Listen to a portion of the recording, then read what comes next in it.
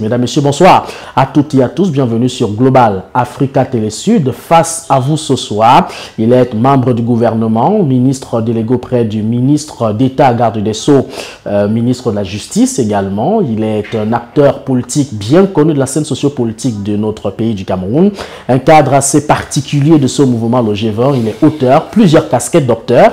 Jean de Dieu Momo est notre invité. Bonsoir, Président, bienvenue. Bonsoir, Romaric. Bonsoir aux téléspectateurs de Télé Sud, Global Africa Télé Sud. Merci de m'avoir invité. C'est toujours un plaisir de vous savoir présent lorsque nous vous sollicitons. Nous avons accueilli une information particulière dans l'arène politique de notre pays, l'intégration de Célestin Djamène dans le G20, ce mouvement que vous coordonnez d'ailleurs depuis 2018, qui vise à soutenir la candidature du président Paul Biya. Il faut dire que vous êtes plusieurs formations politiques, vous en êtes également le président du PADEC. Comment est-ce que vous avez accueilli, n'est-ce pas, cette décision prise par Célestin Djamène, rejoindre le G20? C'est une décision sage. Vous savez, en politique, plus le temps passe, plus on mûrit. Et je pense que Célestin Djamène est venu à la maturité politique. Il n'est plus l'activiste qu'il me paraissait être hier.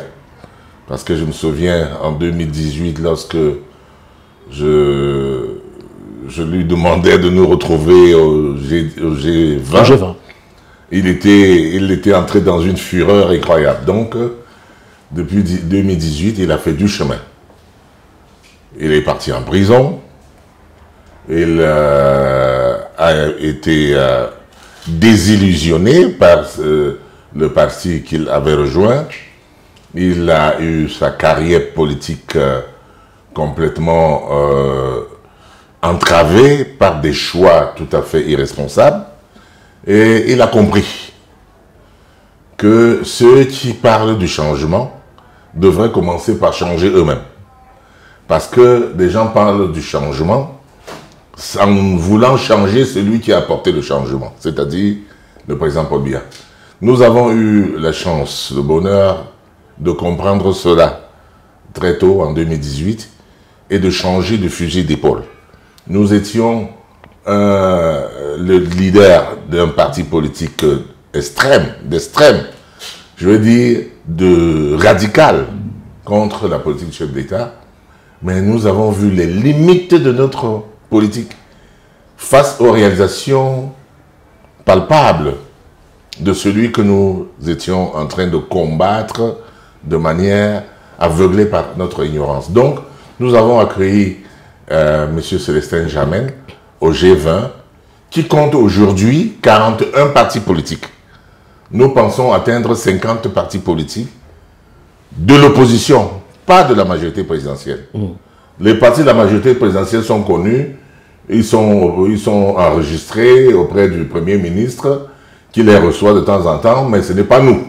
Est-ce que le parti politique ou alors le passé politique de l'homme ne vous inquiète pas, président Jean de Dieu Momo? Autrefois au sein du SDF, il a quitté le SDF pour rejoindre le MRC en 2020. Il est parti du MRC, vous l'avez très bien rappelé tout à l'heure, pour être écroué à la prison centrale de Konengi. Ressorti de là, il choisit d'être candidat à l'élection présidentielle, élection Cameroun qui rejette sa candidature avec 4 motifs, au rang desquels un motif quand même assez intriguant, absence de carte de lecteur. Aujourd'hui, il se rallie au G20. Est-ce que le passé politique d'un homme comme Célestin Djamène ne vous inquiète pas quand même? Non, ça ne m'inquiète pas du tout. Ça prouve simplement qu'il a compris. Et puis, nous tous, nous sommes passés par plusieurs partis. Moi, j'ai été dans le RDPC, j'ai été un sympathisant du SDF, même si je n'en avais pas la carte, avant de créer le parti politique, le PADEC. Donc, il n'y a pas un seul leader qui n'ait pas été ailleurs.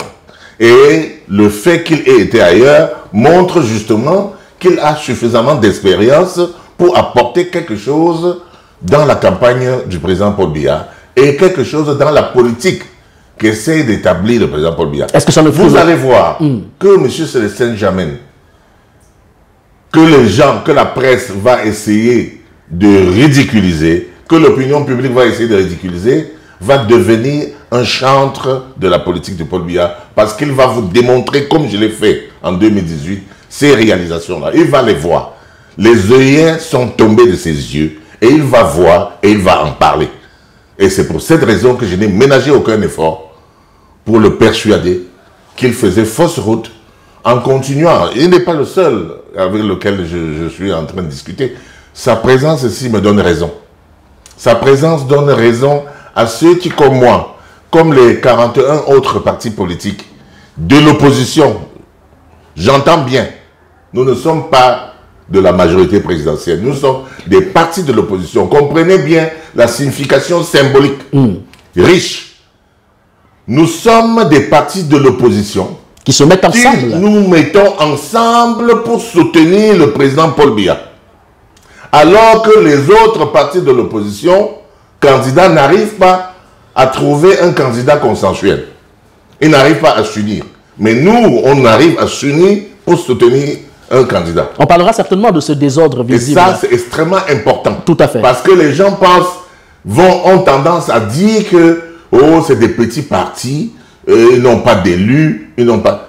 En politique, c'est une vue de l'esprit. 50 partis politiques d'opposition mis ensemble, 50 leaders des partis d'opposition mis ensemble pour soutenir un candidat, ça frappe. Que recherche le G20 concrètement? Le G20 recherche la stabilité de l'État, cherche à soutenir la politique implémentée par le chef de l'État, Paul Biya. Le G20 cherche à soutenir un homme que l'on a tendance à mépriser, dont on a tendance à ignorer les grandes réalisations. On a tendance à les mépriser. Alors que la plus grande victoire, à mon sens, à notre sens, du président Paul Biya, ce ne sont pas simplement la construction des infrastructures, qui en a, mais c'est la stabilité, la paix, qui est la plus grande richesse à laquelle les nations courent. Toutes les nations visent à obtenir cette stabilité. Et il a dit, avec une espèce de fierté légitime, que c'est rare de nos jours de voir un gouvernement qui dure 30 ans. Vous également, on va dire 43 ans aujourd'hui. Vous également, vous l'avez dit, le G20 est mendiant de la paix, mendiant de la prospérité, mendiant du bonheur des Camerounais, mendiant de la démocratie. Tout à fait. Qu'est-ce que vous voulez concrètement dire par là? C'est une métaphore quand même intrigante. Nous sommes, parce que en fait, les gens ont traité le G20 de GF1, c'est-à-dire pour nous ridiculiser. Parce que nous sommes dans une société camerounaise où toutes les actions qui concourent à soutenir le gouvernement sont ridiculisées par une partie de l'opposition radicale. Et je ne dis, comme on est sur une télévision internationale, je ne prononcerai pas un autre mot qui puisse les dévaloriser. Mais je dirais quand même que cette opposition radicale est aveuglée par son ignorance de la réalité de ce que le président leur a apporté. Ils vivent, ces militants de l'opposition, du bonheur que le président a pu implémenter ici. Votre émission, elle est trop courte pour que je vous énumère ça. Allez-y, on vous donne du temps, Excellence, allez-y. J'aimerais que les gens se rappellent où nous étions, où le Cameroun était dans les années 80. Nous étions où? Nous étions dans la guerre du coup d'État, etc. Nous étions dans le conflit, d'abord entre Paul Biya et son prédécesseur, qui va entrer le premier. Nous étions dans on va dire, un pays divisé au sommet. On parlait du bicéphalisme. Ensuite, on est parti au vent d'Est, donc la démocratisation. On a vu quoi?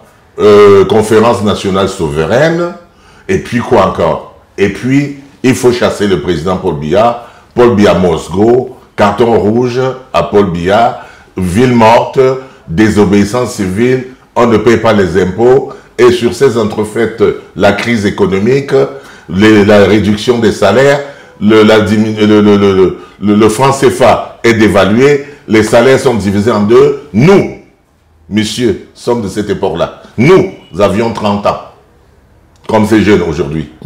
Nous avions 30 ans et nous avons souffert. Nous avons souffert de la baisse des salaires, nous avons souffert de la crise économique, nous avons souffert d'entrer dans le tunnel. Le président Paul Biya disait, serrez votre ceinture, serrez. Parce que nous étions dans le FMI, on était entrés dans le programme d'ajustement structurel de FMI. Nous avons souffert. La situation a changé, selon vous? La situation a changé. Il faut que les gens se rappellent comment étaient nos routes. Comment nos routes étaient, n'est-ce pas, dégradées, complètement dégradées. Et à cause de nous, puisque nous avons brûlé les pneus sur la chaussée, et nous avons dégradé nous-mêmes les acquis, n'est-ce pas, que nous avons dégradé, il a fallu réparer tout ça. Et donc aujourd'hui, on vit une certaine embellie, quand le président a changé de cap. Qu'est-ce que vous mettez dans embellie, clairement? Oui, avant d'embellir, je vais dire que, vous voyez, c'est ce discours dissonant, ce discours pessimiste, tue de cette jeunesse, qui dit il n'y a pas l'eau, il n'y a pas l'électricité, il n'y a pas les routes, etc. Nous, on n'a pas eu les routes. Pour aller à Douala à Yaoundé, pour aller de Yaoundé à Bafoussam, nous, on n'avait pas de route. Vous les avez aujourd'hui. Et embellie, vous ne voulez pas voir l'embellie. Vous me parlez du SMIC. Le président, Paul Biya, ce n'est pas lui qui paye le SMIC. Ce n'est pas l'État qui paye le SMIC. L'État serait favorable pour payer même 1 million de SMIC. Mais si on vous paye le SMIC, c'est l'entreprise privée qui emploie les gens. Est-ce que vous, M. Romaric, vous accepterez de payer votre chauffeur à 300 000 francs, votre ménagère à 300 000 francs? Ça fait que les deux vont vous coûter 600 000 francs. Ce n'est pas l'État qui vous paye ça. Donc, si on fixe même le SMIC à 300 000 francs, vous ne pourrez plus employer ni chauffeur ni ménagère.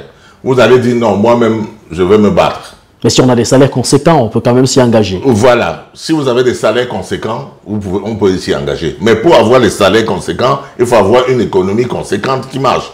On ne fixe pas les salaires, n'est-ce pas, ex nihilo. On ne fixe pas les salaires. L'État n'est pas là pour fixer. L'État ne fabrique pas de l'argent pour fixer des salaires comme il veut. Et d'ailleurs, si l'État fabriquait de l'argent comme on l'entend là, c'est-à-dire que mettre autant de billets que possible, que vaudrait 1 million de francs CFA? 1 million de francs CFA, pardon, ça va. Mais moi, je ne suis pas vraiment très économiste pour rentrer dans là. Mais je veux simplement être très pratique. Allez-y. Pour dire qu'ailleurs, vous allez parler des routes, des embouteillages, etc., de l'absence de l'eau. Mais vous parlez là des signes de la croissance économique et de la croissance démographique. La croissance démographique suit la croissance économique en ce qui concerne le Cameroun. Les embouteillages que vous voyez là sont les signes extérieurs de la richesse d'un pays. Si les gens n'avaient pas de l'argent, il n'y aurait pas autant de voitures dans la route. Les gens iraient à pied. Mais on a tellement de voitures qu'il y a les embouteillages. Qu'on finirait par faire comme dans certains pays comme la France, en disant, ok, les voitures immatriculées impaires vont circuler de 6h à 12h, et puis de 12h ce serait impair, etc. Vous comprenez? Bon, nous n'en sommes pas encore là. Mais nous devons augmenter les routes. Mais j'ai vu qu'il y a eu un embouteillage dernièrement à Bonabéry. Et ça m'a rappelé les années... Dans la capitale économique. Dans la capitale économique, à Douala. Ça m'a rappelé les années 90, où nous vivions les embouteillages là-bas à cause de la dégradation de la route et de l'étroitesse de ces routes-là. Depuis, la pénétrante est et ouest de Douala a été faite élargie. Et néanmoins, on a rencontré des embouteillages l'autre jour. Pourquoi? Parce que les gens sont riches. Les gens vivent bien au Cameroun. Les gens ont l'argent. De notre temps, quand on écrivait... Quand on achetait une voiture, il y avait des gens, quand ils achetaient leur voiture, ils écrivaient là-bas « Dieu merci » pour se dire qu'ils sont arrivés. De notre temps, dans les années 90, quand on achetait la voiture, c'était véritablement un signe de richesse. Quand j'ai acheté ma Mercedes, monsieur, dans les années 90, je crois que ça devait être en 1994, entre 94 et 96, les gens sont venus de Yaoundé, de la capitale, pour voir ma Mercedes.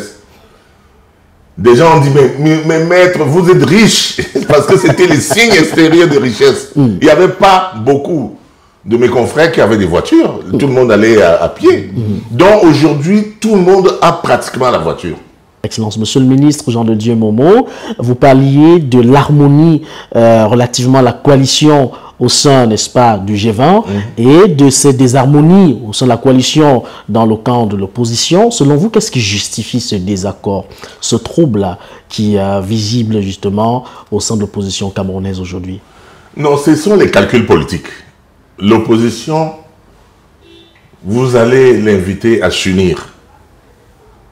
Il y a les intérêts politiques et les égoïsmes politiques. Si l'opposition s'unit pour soutenir un candidat, ça veut dire que le peuple va suivre ce candidat et lui donner tous les suffrages à votre propre détriment. L'opposition qui est en route là pour la présidentielle est certaine de ne pas gagner. Ah bon? Oui.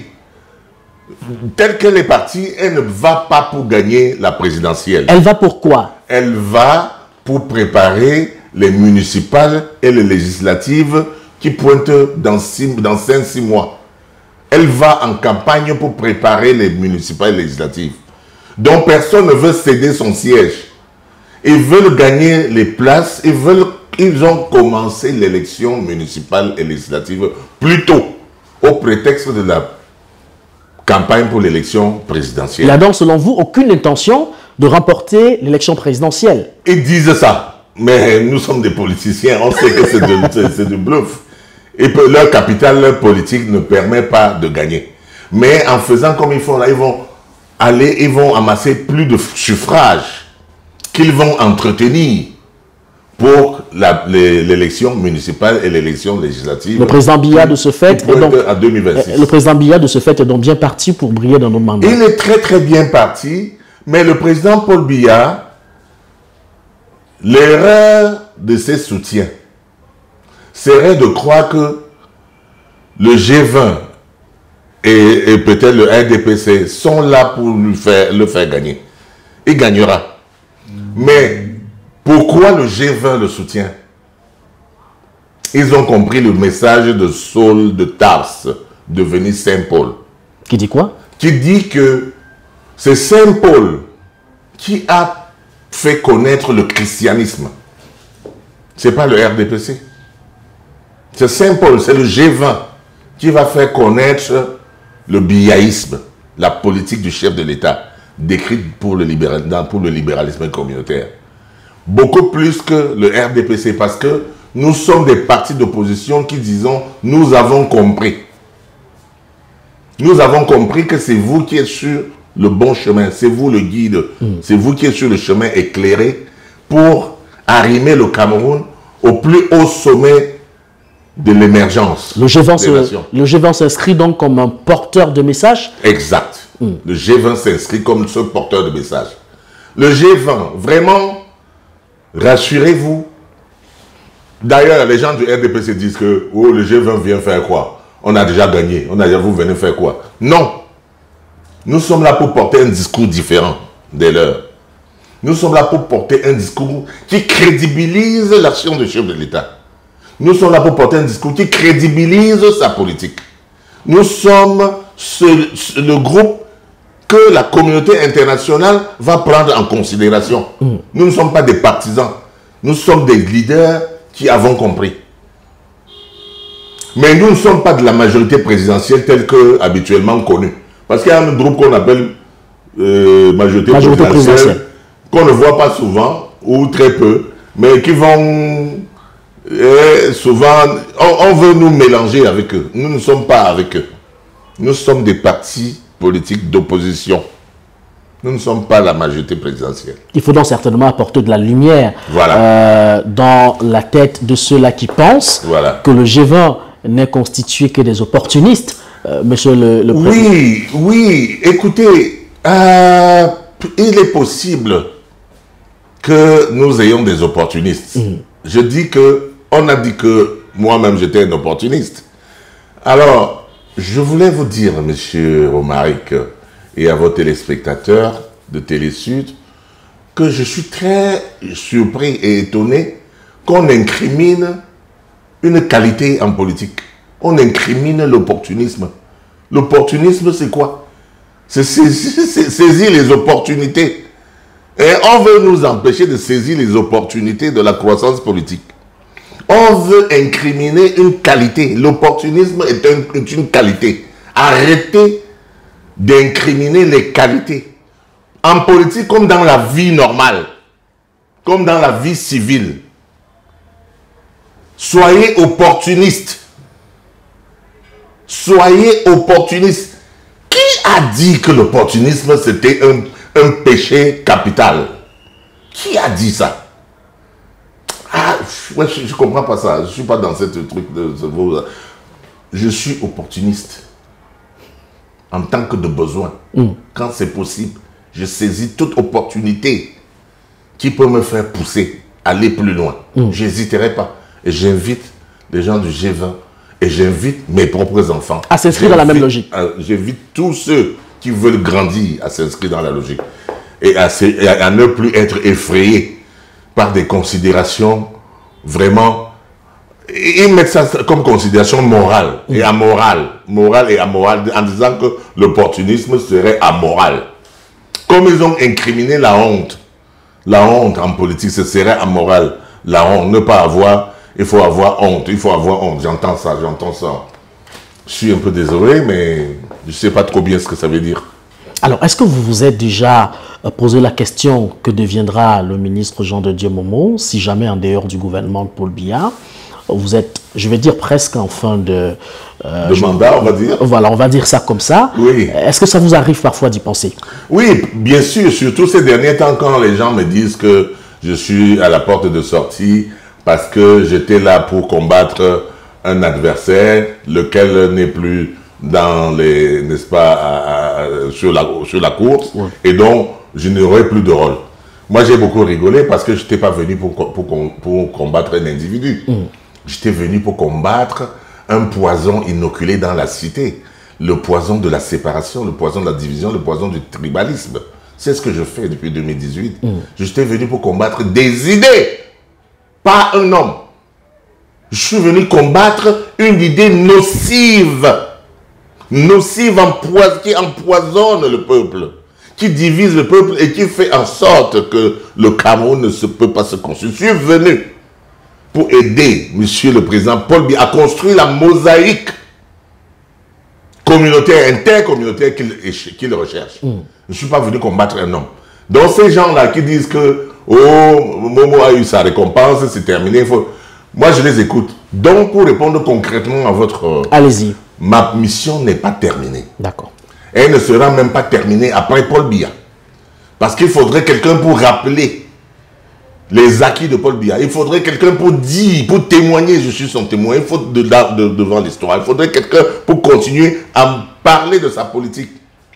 Pour que les autres pays puissent adopter et que l'Afrique puisse s'élever grâce à cette politique de Paul Biya. Alors cette idéologie que vous partagez avec les téléspectateurs de Global Africa Télé Sud, est-ce que vous pouvez rassurer ceux qui nous regardent que cette idéologie est partagée par les 41 ou plus de 40 partis politiques aujourd'hui que constitue le G20?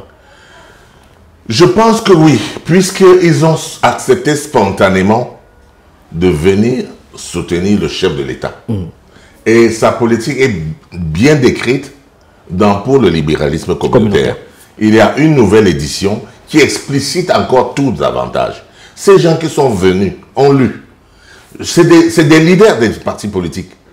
Je les reçois, je prends les récépissés de création de partis pour vérifier qu'effectivement ce sont des leaders connus par le MINAT, par le ministère de l'Intérieur, par le ministère de l'administration territoriale. Donc, je vérifie tout ça avant de les envoyer chez le porte-parole, n'est-ce pas, du G20 pour être inscrit dans notre forum. On a un forum où nous échangeons régulièrement. C'est un forum de... On parle stratégie. Où on parle stratégie. Comment on va faire pour soutenir le chef de l'État?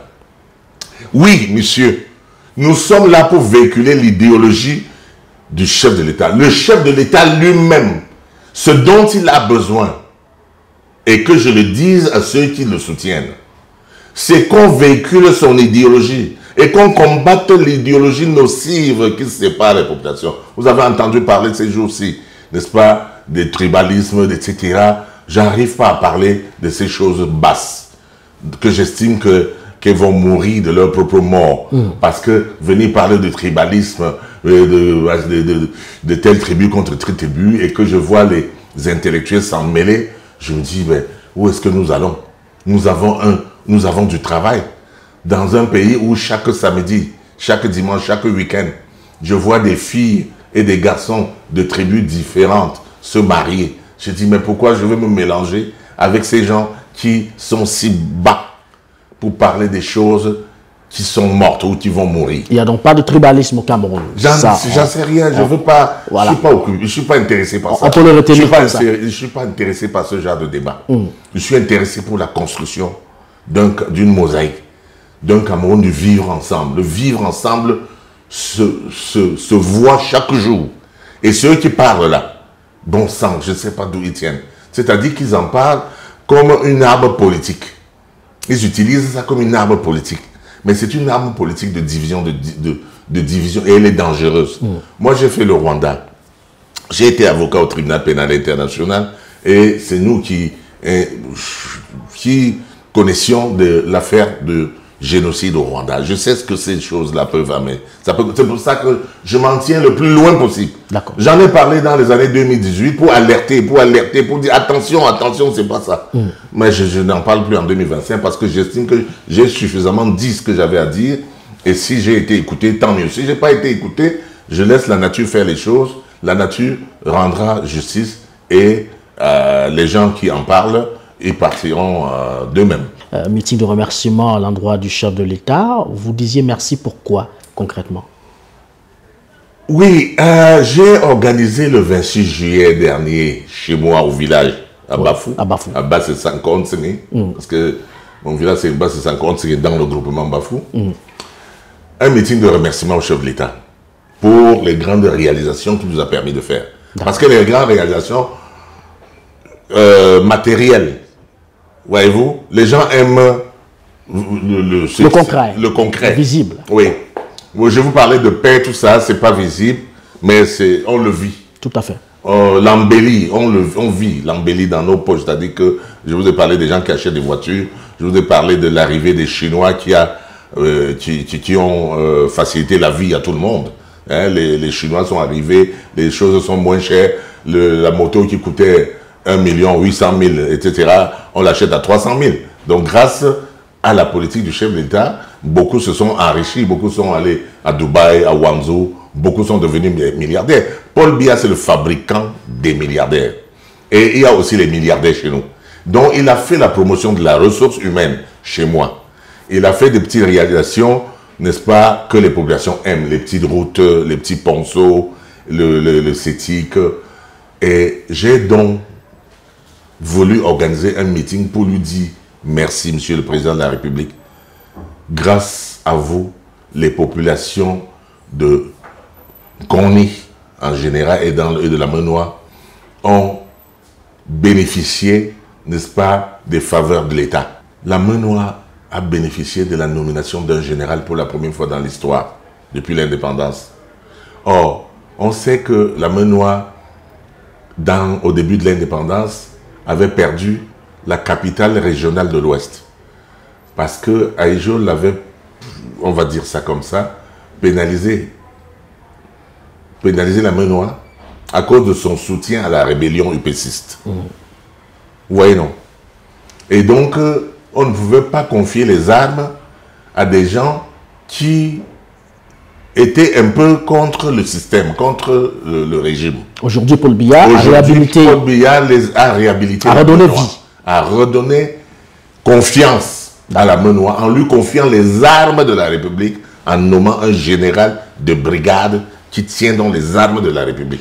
C'est une confiance à la Menoie. Et la Menoie doit comprendre cela et être reconnaissante qu'on a oublié son passé révolutionnaire. Bien sûr, il y a encore quelques points. Vous savez, la Menoie abrite, n'est-ce pas, l'université, et donc beaucoup de gens qui viennent avec des idéologies empruntés dans des autres partis un peu révolutionnaires pour,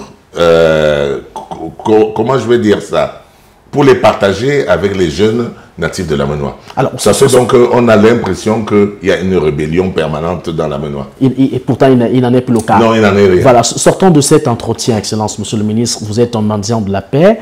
Vous êtes également concerné par tous ceux que nous traversons dans l'Onozo, les régions du Nord-Ouest et même du Sud-Ouest. Quelle proposition le G20 fait concrètement au président de la République pour qu'on puisse définitivement sortir de cette prison? À mon avis, le président de la République a fait tout ce qu'il fallait faire. Et mériterait même le prix Nobel de la paix. Comparaison n'est pas raison. Mais un autre, à la place, aurait utilisé la force brutale avec des dégâts collatéraux pour mettre un terme à cela. Lui, c'est un mendiant de la paix qui a toujours tendu la main à nos frères qui s'étaient égarés dans la sécession, dans la violence, dans la criminalité. Aujourd'hui, ce qui reste, ce sont des criminels qui sont tapis en brousse, qui enlèvent les enfants. La crise du Nord-Ouest et du Sud-Ouest est passée. Ce n'est plus la revendication sécessionniste à laquelle nous avons eu droit en 2016. Aujourd'hui, c'est simplement quelques bandes de désœuvrés, de bandits, qui se sont constitués en bandes organisées pour piller la population, pour enlever les enfants et demander la rançon, pour s'aimer la terreur. Ce n'est plus idéologiquement pensé, ce n'est plus un mouvement structuré, c'est du brigandage. C'est comme Boko Haram dans le nord et l'extrême nord. Donc c'est des gens, encore que Boko Haram, je ne sais pas trop, on ne sait pas trop, c'est une nébuleuse dont on ne maîtrise pas les tenants et les aboutissants. Ici, vous avez affaire, dans le nord-ouest et dans le sud-ouest, à juste un groupuscule. Et donc le président Paul Biya, dans sa grande bonté, ne veut pas envoyer l'armée pour contre des voleurs. Il estime que c'est une affaire de maintien de l'ordre. Et c'est pour ça qu'on y envoie que les policiers, les gendarmes, pour essayer de... Le BIR même n'est pas déployé là-bas, parce que c'est pas comme on déploie le BIR à l'extrême nord contre le Boko Haram, qui a des armes, qui a des chars. Or ici, ce sont des gars qui ont volé ici et là, ou qui ont acheté quelques armes dans la clandestinité pour terroriser les populations. Donc, à mon avis, vous verrez bien que l'ampleur de cette affaire-là a baissé depuis 2020, 2021. Donc aujourd'hui, on n'assiste plus à ces massacres auxquels ils nous ont habitués. On assiste maintenant simplement à des petits enlèvements qui sont aussi dangereux, mais qui existent, comme nous le savons dans d'autres pays. Mais grosso modo, quand même, le Cameroun est resté dans la paix. Et c'est ça le plus important. Garder un pays dans la paix. Je vous donne une image. Les gens, les oiseaux de mauvais augure, qui pensent qu'un régime a trop mis long, que le président est trop vieux, ont tenu ce même discours en Libye de Muammar Kadhafi pour soulever le peuple, aider le peuple à chasser et à tuer. Ils ont tué Muammar Kadhafi. Est-ce que la Libye est maintenant plus prospère que du temps de Mohamed Kadhafi, dont on parlait de la longévité au pouvoir, de la durée au pouvoir, de la dictature, etc. Est-ce que les Libyens ne préféreraient pas la dictature, entre guillemets, de Mohamed Kadhafi? Donc, nous devons, les Camerounais, les jeunes Camerounais sont tout à fait conscients de cela et savent éviter ce piège. Et je suis fort aise de savoir que le G20, qui regroupe aujourd'hui plus de 41 partis politiques et donc 41 leaders jeunes, sont la représentation de cette jeunesse qui a compris. La représentation de la jeunesse camerounaise qui a compris. Vous avez vu, la jeunesse camerounaise ne descendra pas dans la rue. Jamais. Elle a compris qu'avec Paul Biya, nous gardons la paix et que la paix, c'est la plus grande richesse. Excellence, Monsieur le Ministre, Président Jean de Dieu Momo, merci. Je remercie Mike, je remercie également Télé Sud de nous avoir ouvert ses antennes. Merci également, chers téléspectateurs, restez des nôtres sur Global Africa Télé Sud. On vous donne rendez-vous face à vous avec un autre invité. Ce sera la semaine prochaine. Portez-vous bien, bonne suite des programmes sur nos antennes.